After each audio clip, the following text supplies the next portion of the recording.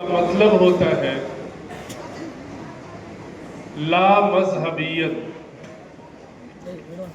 ایسا ملک جہاں سرکاری طور پر کوئی مذہب نہیں ہے، بلکہ ہر مذہب کا آدمی اپنے مذہب پر عمل کرنے میں آزاد ہے، اور جسے کوئی مذہب نہیں ماننا وہ اس کے لیے بھی آزاد ہے۔ سیکولرزم کو ہندی میں دھرم نرپیکش کہا جاتا ہے، یعنی دھرم سے مذہب سے اس کا کچھ لینا دینا نہیں۔ ایسے ماحول میں جہاں مذہب کا کوئی تصور نہ ہو، ایسے ماحول میں مرنے کے بعد کیا ہوگا یہ سوال بیکار ہو جاتا ہے۔ مرنے کے بعد کیا ہوگا اس کا جواب مذہب ہی دے سکتا ہے۔ سیکولر ملک میں مرنے کے بعد کیا ہے سماج کا حصہ ہی نہیں ہے، یہ سوال ہی بیکار ہو جاتا ہے۔ اسی طریقے سے مقصد زندگی کیا ہے، سیکولر ملک میں یہ سوال بھی بیکار ہے۔ اسی طریقے سے یہ کائنات کسی کے اشارے پر چل رہی ہے یا یہ کائنات یوں ہی بنی اور یوں ہی چل رہی ہے۔ آپ سیکولر ملک اور سیکولرزم کے ماحول سے پوچھئے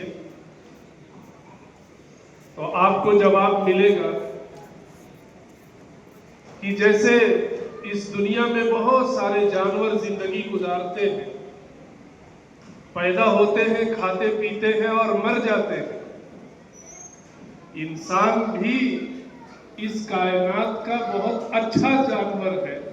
اسے بھی پیدا ہونے کے بعد کھاتے پیتے عیش مستی کرتے ہوئے اس دنیا سے چلے جاتے ہیں۔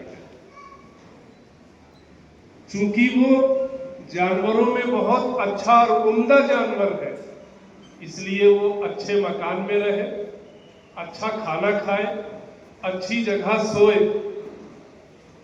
یہ سیکولرزم کے ماحول اور سیکولر ملک میں رہنے والے لوگوں کی سوچ کی کچھ مثالیں میں نے دی۔ پہلا سوال مقصد زندگی کیا ہے، دوسرا سوال مرنے کے بعد کیا ہوگا، اور تیسرا سوال یہ کائنات یوں ہی چل رہی ہے یا اسے کوئی چلا رہا ہے۔ یہ تین بنیادی ایسے سوالات ہیں جو سیکولر ملک میں رہنے والے اور سیکولرزم کو فالو کرنے والے افراد کے پاس نہیں ہے۔ اسی لیے آج یہ معاشرہ، یہ ماحول آزاد خیالی کا ماحول ہے، لا مذہبیت کا ماحول ہے۔ اسی لیے ہم اس ماحول میں بہت اچھے انداز میں سیٹ ہو جاتے ہیں جس ماحول میں مرنے کے بعد کیا ہے کا سوال نہیں ہوتا۔ ہمیں وہ ماحول بہت اچھا لگنے لگتا ہے جس میں مقصد زندگی کے سلسلے میں کوئی سوال نہ کیا جائے، اور جس جگہ مقصد زندگی کیا ہے، مرنے کے بعد کیا ہوگا جیسے سوالات کیے جائیں، پھر وہاں طبیعت نہیں لگتی، سننے کو دل گوارا نہیں ہوتا ہے۔ کیوں؟ سیکولرزم کا وہ اثر ہے۔ ان تین بنیادی سوالات کی روشنی میں ہمیں یہ جائزہ لینا ہے اور لیتے رہنا ہے کہ ہم بھی اسی سیکولر ملک میں رہنے والے شہری ہیں۔ ہم سیکولرزم کے ماحول سے اپنے کو، اپنے بال بچوں کو کیا بچا سکتے ہیں؟ ظاہر ہے کہ ماحول کا اثر ہوتا ہے۔ ماحول جس راستے پر چلتا ہے انسان اس سے ضرور متاثر ہوتا ہے، لیکن اللہ رب العزت کا بے پایا احسان اور کرم ہے کہ اللہ رب العزت نے ہمیں ایک ایسی کتاب دی ہے قرآن کریم کی شکل میں، جس میں مرنے کے بعد کیا ہے کا جواب بھی ملے گا، مقصد زندگی کیا ہے اس کا جواب بھی ملے گا، کائنات خود چل رہی ہے یا کوئی چلا رہا ہے اس کا بھی جواب ملے گا۔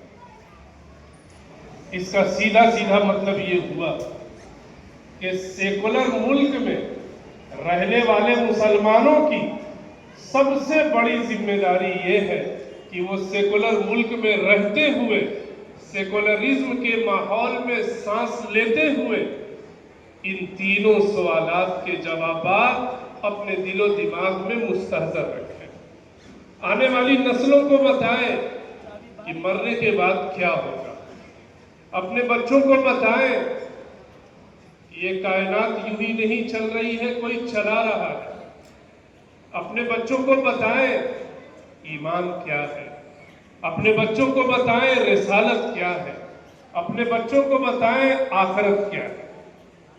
اور یہ جبھی معلوم ہوگا جب ہم اور آپ قرآن کریم جیسی مقدس کتاب سے اپنا رشتہ استوار کریں۔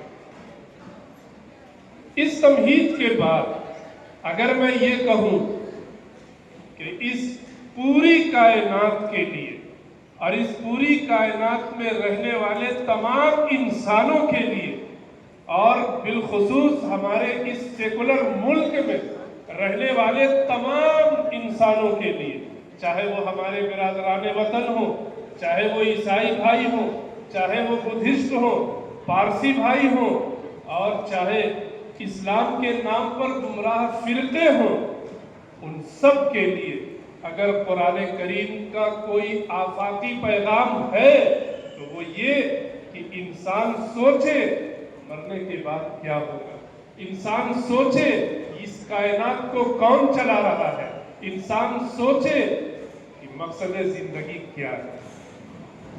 اور یہی قرآن پوری انسانیت کو یہی پیغام دیتا ہے۔ اس پیغام کو اگر مذہب کی زبان میں کہا جائے اور برادران وطن تک پہنچایا جائے تو یہ کہا جا سکتا ہے کہ قرآن کریم کا آفاقی پیغام انسانیت کے نام خاص طور پر 3 عقیدوں کی نشر و اشاعت اور مسلمانوں کے حق میں ان 3 عقیدوں کا استحکام۔ نمبر 1 توحید، نمبر 2 رسالت اور نمبر 3 فکر آخرت۔ قرآن کریم کو اگر سمیٹا جائے، اس کے مضامین کو سمیٹا جائے اور انسانیت کو انہی سمیٹے ہوئے مضمون کو پیغام کی شکل میں پہنچایا جائے تو یہی 3 عقیدے۔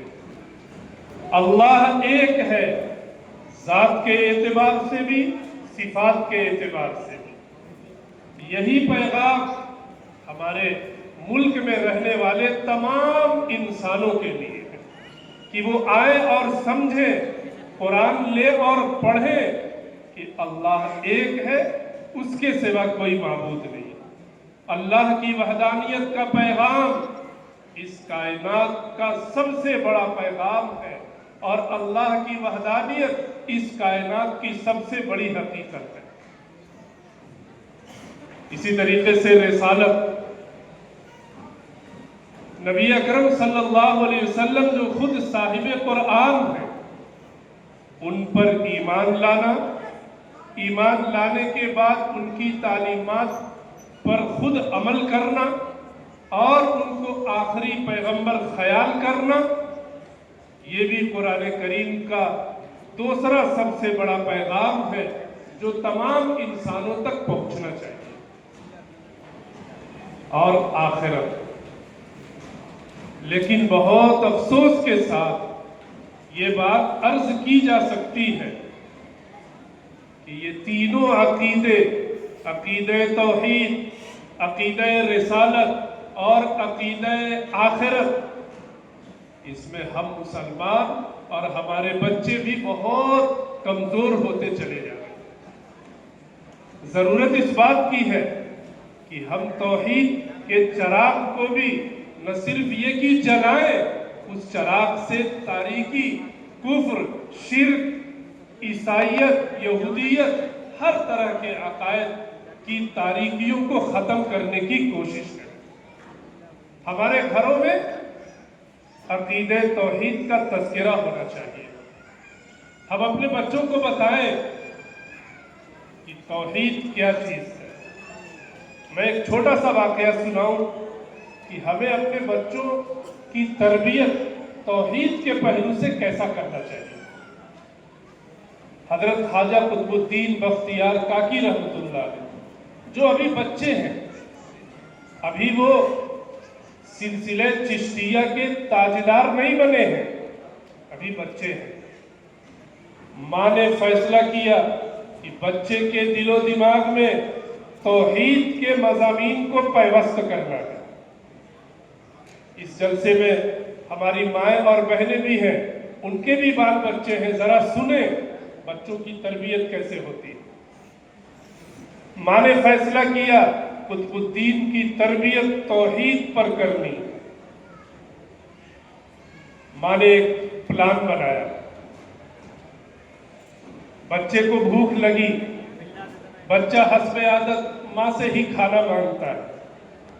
ماں نے کچھ روٹیاں پکائی، الماری میں چھپا دیا اور کہا، جب بچے نے کہا ماں بھوک لگی ہے، تو ماں نے کہا کہ بیٹا، روٹی دینے والا کوئی اور ہے، رازق کوئی اور ہے، کھانا کوئی اور دیتا ہے۔ جو دیتا ہے اسے رازق کہتے ہیں، جو دیتا ہے اسے مالک کہتے ہیں، جو دیتا ہے اسے خدا کہتے ہیں، اور وہ ایک ہی ہے۔ مجھ سے کیسے مانگ سکتے ہیں؟ مجھ سے نہ مانگو، اللہ سے مانگو، رازق سے مانگو، خالق سے مانگو۔ بچہ سادہ دل، بچے نے کہا کہ کیسے مانگنا ہے؟ ماں نے دوسرا سبق توحید کا پڑھایا، مصلی بچھاؤ، بیٹھو اور رب کے سامنے ہاتھ پھیلاؤ اور کہو، اے اللہ، بھوک لگی ہے، روٹی دیجیے۔ بچہ اسے آپ جو کہے وہ کرے گا۔ بچے نے مصلی بچھایا، اللہ سے دعائیں مانگی، کافی دیر ہو گئی، روٹی تو نہیں آئی۔ بچے نے بہت معصومیت سے ماں سے کہا کہ ماں، آپ نے کہا رازق سے روزی مانگو، میں نے مانگا، ابھی تک کچھ ملا نہیں۔ ماں نے کہا، بیٹا، وہ خدا رزق دینے کا وعدہ کرتا ہے، رزق ہاتھوں میں نہیں دیتا، رزق تلاش کرنا پڑتا ہے۔ جاؤ تلاش کرو، جیسے پرندے گھونسلے سے صبح اڑتے ہیں، انہیں نہیں معلوم کہ ہمیں رزق ملے گا یا نہیں ملے گا، لیکن اللہ کی ذات پر بھروسہ کر کے وہ اڑتے ہیں اور خالی پیٹ نکل کر، پیٹ بھر کر اپنے گھونسلے میں واپس آتے ہیں۔ جاؤ تلاش کرو۔ ماں نے روٹیاں الماری میں چھپا رکھی تھی، بیٹے نے تلاش کیا، ادھر ادھر دیکھا، الماری کھولی، روٹی ملی۔ بچے کے دل و دماغ میں توحید کا ایسا سبق بیٹھا کہ وہ روزانہ اللہ کے سامنے ہاتھ پھیلاتا، روٹیاں مانگتا، ماں کہیں چھپا کر رکھتی، وہ تلاش کرتا ہوا جاتا اور روٹیاں اسے مل جاتی، اور ہوتے ہوتے اس کے دل و دماغ میں، رگ و ریشے میں، خون میں توحید کا خون دوڑنے لگا۔ ایک روز اللہ کی شان، ماں کسی رشتہ دار کے یہاں گئی ہوئی تھی، بیٹا مکتب سے آیا، مصلی بچھایا، اللہ سے دعائیں مانگی۔ ادھر ماں کا برا حال کہ آج تو میں نے روٹی الماری میں نہیں رکھی ہے، مجھے دیر ہو چکی ہے۔ ماں دوڑ رہی ہے، دل کا رشتہ رب سے جڑا ہوا ہے، ماں دعائیں مانگتی ہوئی دوڑ رہی ہے، اے اللہ، میں نے قطب الدین کی پرورش توحید پر کی ہے، میری پرورش کی لاج رکھنا، آج راز کھل نہ جائے۔ دوڑی بھاگی، گھر آئی، دیکھا قطب الدین سویا ہوا ہے، آرام سے سویا ہوا ہے۔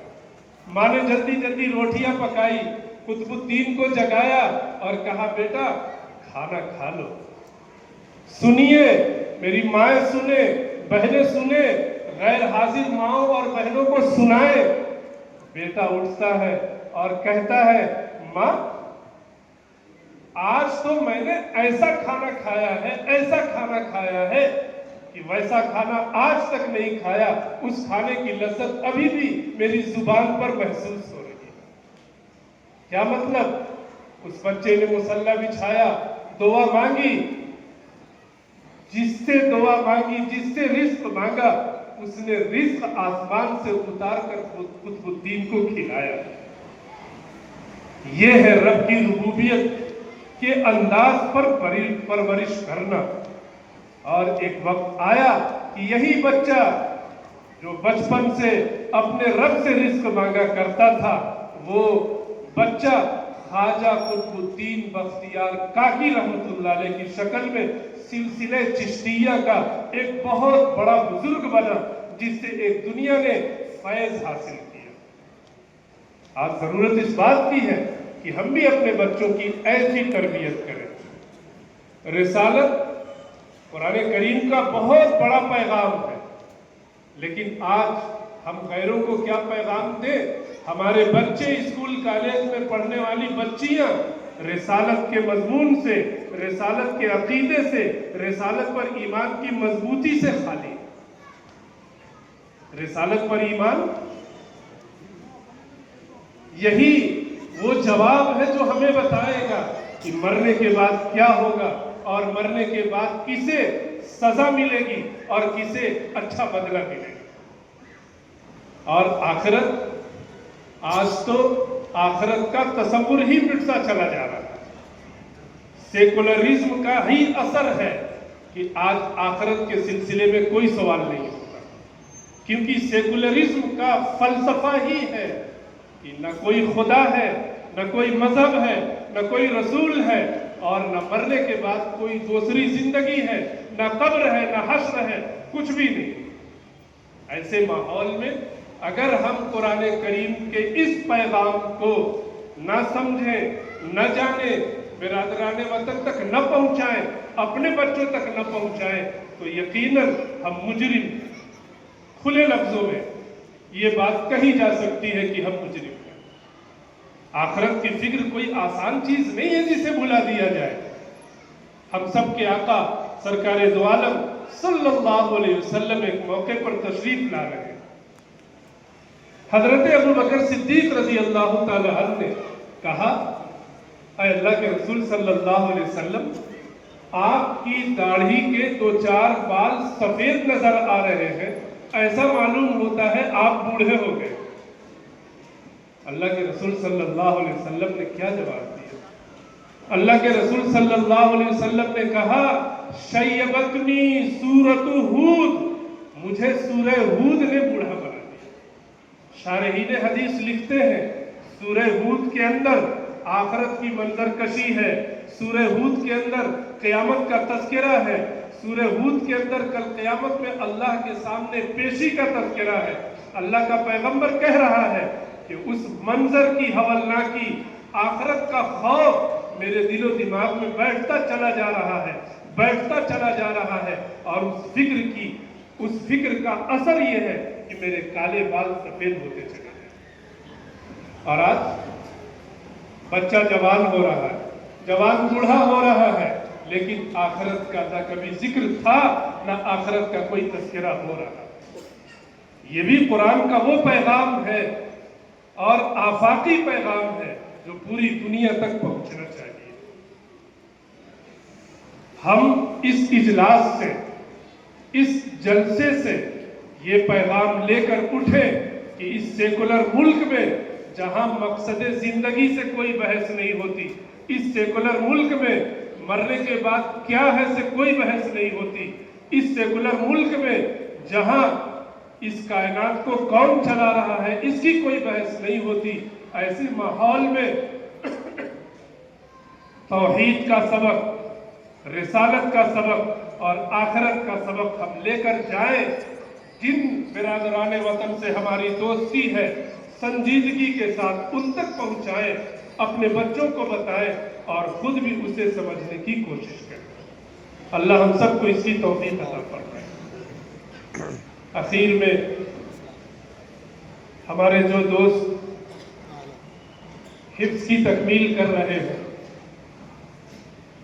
اور ان کے سروں پر آج جو دستار باندھی جائے گی، ان سے ایک دو باتیں کہہ کر اپنی جگہ لوں گا۔ دیکھیے، سب سے پہلی بات،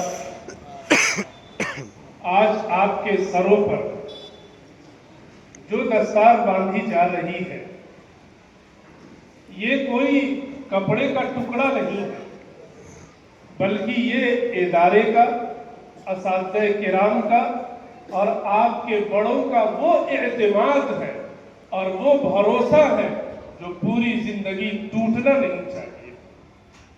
یہ دستار در حقیقت آپ کو یہ پیغام دینے کے لیے ہے کہ آج کے بعد آپ کہیں رہیں، کسی علاقے میں رہیں، کسی ملک میں رہیں، کسی کاروبار میں رہیں، اپنی پہچان اور اپنی شناخت نہ بھولیے گا۔ آج ہو کیا رہا ہے؟ میں اگر یہ کہوں کہ حفظ کرنا آسان ہو گیا اور حفظ کرنے کے بعد حفظ باقی رکھنا مشکل ہو گیا تو مبالغہ نہیں ہوگا۔ اللہ نے آپ کو ایک دولت دی ہے، ایسی دولت جس کا مقابلہ کائنات کی کسی دولت سے نہیں کیا جا سکتا۔ اس دولت کی حفاظت بھی کرنی ہے۔ آج سے آپ کو ایک نسبت حاصل ہو رہی ہے۔ کل کو اگر آپ کچھ غلط کام کر رہے ہوتے یا کرتے تو کوئی یوں کہتا نعمان نے ایسا کیا ہے، لیکن آج کے بعد اس دستار کے ساتھ اگر آپ نے کوئی غلط کام کیا، کوئی غلط بات کی تو کہیں گے حافظ صاحب ایسا کرتے۔ آج سے آپ کی نسبت قرآن کی طرف ہے۔ آپ قرآن کی قدر کیجئے، قرآن کی حفاظت کیجئے اور اس دستار کو جو اعتماد اور بھروسے کی شکل میں آپ کو دی جائے گی، تا زندگی اس کی حفاظت اور اس کے تقاضوں پر عمل کرنے کی بھرپور کوشش کیجیے۔ ایک حدیث سنا کر میں بات ختم کروں، چونکہ یہاں بہت سے بچوں کے والدین بھی آئے ہوں گے۔ اللہ کے رسول صلی اللہ علیہ وسلم کا ارشاد ہے کہ جس آدمی نے قرآن پڑھا، اسے یاد کیا، اس کے حلال کو حلال جانا، حرام کو حرام جانا، کل قیامت میں اس کو، اس باعمل حافظ قرآن کو یہ اختیار دیا جائے گا کہ ایسے اس کے خاندان کے ایسے 10 لوگ جن پر جہنم واجب ہو چکی ہے، وہ ان کے بارے میں سفارش کرے، اللہ رب العزت اس کی سفارش قبول فرما کر جن لوگوں پر جہنم واجب ہو چکی تھی اسے وہاں سے نکال کر جنت میں داخل کر دیں۔ یہ کتنی بڑی سعادت ہے والدین کے لیے، خاندان کے لیے۔ اور اسی پس منظر میں ہر صاحب اولاد کو اپنے بچوں کو حافظ قرآن بنانے کی کوشش کرنی چاہیے کہ کل قیامت میں اگر ہماری گاڑی پھنس گئی، کیا پتہ ہمارا بچہ، ہماری بچی جو حافظ قرآن تھے یا تھی، وہ ہماری گاڑی نکال کر بعافیت جہنم سے جنت میں پہنچا دیں گے۔ اور اللہ کے رسول صلی اللہ علیہ وسلم نے فرمایا کہ کل قیامت میں حافظ قرآن کے والدین کے سروں پر نور کا تاج، ایسا تاج رکھا جائے گا کہ اگر اس تاج کو اس دنیا میں کسی کمرے میں اتار دیا جائے تو ایسا محسوس ہوگا جیسے آسمان سے سورج کسی کمرے میں اتار دیا گیا۔ اور جب اس کے والدین کا یہ اعزاز تو خود صاحب قرآن کا اعزاز کیا ہوگا، ذرا سوچئے۔ لوگ کہتے ہیں اور اسی سوچ کی بنیاد پر اپنے بچوں کو حافظ قرآن نہیں بناتے کہ ہمارا بچہ کھائے گا کہاں سے، ہمارا بچہ اگر مدرسے میں پڑھے گا، پڑھائے گا، کتنی تنخواہ ملے گی۔ یہ سوچ انتہائی غلط سوچ ہے۔ آپ اپنے بچے کو حافظ قرآن بنائیے حضور اکرم صلی اللہ علیہ وسلم کی حدیث میں موجود بشارتوں کو حاصل کرنے کے لیے۔ لوگ تو کہیں گے، اور لوگوں کا تو عجیب و غریب قصہ ہے، وہ ایک طرف کہتے ہیں ہم اپنے بچوں کو حافظ قرآن نہیں بناتے، یا اگر خاندان کے کسی شخص نے اپنے بچے کو مدرسے میں ڈالا تو بھپتیاں کستے ہنستے، یہ دیکھو اس نے اپنے بچے کو مدرسے میں ڈال دیا، یہ کیا کھائے گا، کیا پیے گا، کیا کمائے گا، کہاں سے مکان بنائے گا۔ ایک طرف تو یہ کہتے، اور دوسری طرف آپ نے سنا ہوگا وہ یہ بھی کہتے ہیں مولوی بہت کھاتا ہے۔ اب ذرا سوچئے، ایک طرف کہتے حافظ قرآن بنا رہے یہ کھائے گا کہاں سے، اور وہی ظالم دوسری طرف یہ کہتا ہے کہ مولوی بہت کھاتا ہے۔ یہ سوچ نکالیے اور قرآن کریم سے اپنا رشتہ مضبوط کیجئے۔ ہر صاحب اولاد یہ نیت کرے کہ میں بھی اپنے بچے کو یا بچی کو حافظ قرآن ضرور بناؤں گا، اگر نہ بنا سکے یا موقع نہیں مل سکا تو کسی حافظ قرآن کی کفالت کر کے اس کے حفظ میں اور اس کی بشارتوں کو حاصل کرنے کے حصے دار بننے کے طور پر یہ کوشش کریں گے انشاءاللہ۔